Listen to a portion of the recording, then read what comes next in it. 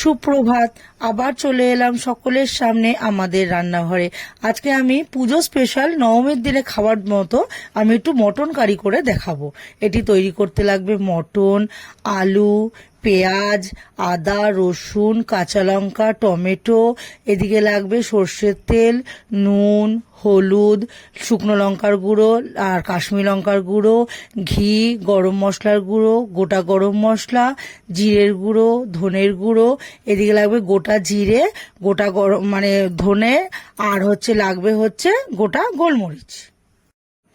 এবার হাঁড়ির মধ্যে আমি মটনটাকে নিয়ে নেব, আর পেঁয়াজগুলো যে কুচিয়ে রেখেছি সেবার কুচানো পেঁয়াজগুলোকে ওর মধ্যে দিয়ে দেব, আর টমেটো কুচিয়ে রেখেছি সেই টমেটোগুলোও দিয়ে দেব, আর কিছুটা টমেটো, আদা, পেঁয়াজ, কিছুটা রসুন পেস্ট করে কাঁচা লঙ্কা দিয়ে ওর মধ্যে দিয়ে দেব, আর দেব নুন, আর এদিকে দেব হলুদের গুঁড়ো, আর দেব জিরের গুঁড়ো, ধনের গুঁড়ো, এগুলোকে দেব, আর দেব এদিকে কাশ্মীরি লঙ্কার গুঁড়ো।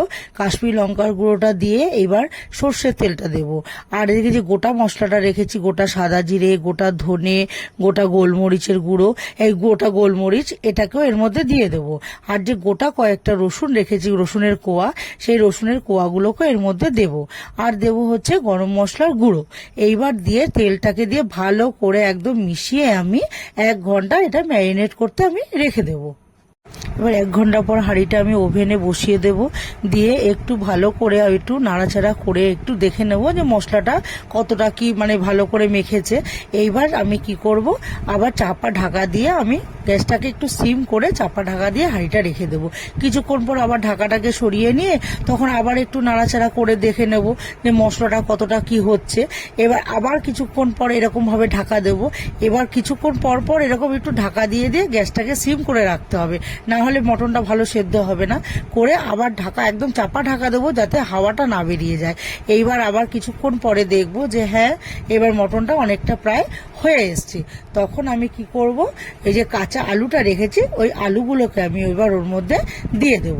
এবার আলুটাকে দিয়ে নাড়াচাড়া করে এবার আমি চাপা দিয়ে রেখে দেবো।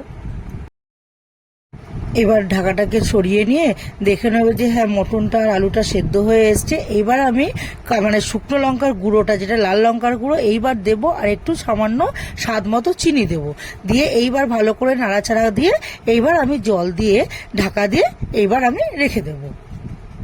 এবার কিছুক্ষণ পর ঢাকাটাকে আমি সরিয়ে নেব। ঢাকাটাকে সরিয়ে দেখে নেব যে হ্যাঁ, আলু আর মাংস একদম পুরোপুরিভাবেই আমার রেডি হয়ে গেছে। এবার কিছু যে চিড়ে রেখেছিলাম কাঁচা লঙ্কা, এবার কাঁচা লঙ্কা চিড়ে দিয়ে দেব, আর দেব গরম মশলার গুঁড়ো, আর দেব ঘি। এইবার ভালো করে ঘি আর গরম মশলার গুঁড়োটাকে মিশিয়ে নিয়ে এবার আমি একটু ঢাকা দিয়ে রেখে দেবো। তাহলেই হয়ে গেল আমার আলু দিয়ে মটন কারি। রান্নাটি যদি ভালো লেগে থাকে তাহলে লাইক করবেন, কমেন্ট করবেন, শেয়ার করবেন, আর অবশ্যই সাবস্ক্রাইব করবেন। ধন্যবাদ।